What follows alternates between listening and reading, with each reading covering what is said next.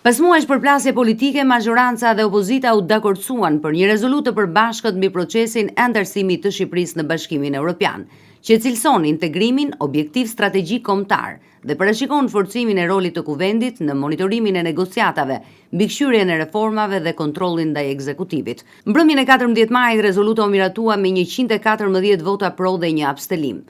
Kryedemokrati Sali Berisha e bojkotoi momentin e votimit, ndërsa akuzoi se procesi i integrimit u bllokua për shkak të Belinda Ballugut. Nga opozita i vetmi që abstenoi ishte deputeti Bujar Leskaj, ndërsa kryeministri Edi Rama nuk ishte në sallë për shkak se udhtoi drejt Gjermanisë për të marrë pjesë në ceremoninë tradicionale të akordimit të çmimit të Karlit të Madh. Një nga pikat kyçe të rezolutës është angazhimi reciprok mes majorancës dhe opozitës për integrimin dhe forcimin e dialogut politik, një sinjal i cili synon të përcillet edhe te partnerët evropian.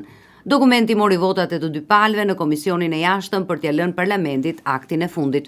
Në rezolutë nënvizohet se integrimi evropian është një zgjedhje me rëndësi strategjike mbarkombëtare, e mbështetur gjerësisht nga qytetarët dhe e lidhur ngushtë me demokracinë, shtetin e së drejtës, liritë themelore dhe respektimin e dinjitetit njerëzor.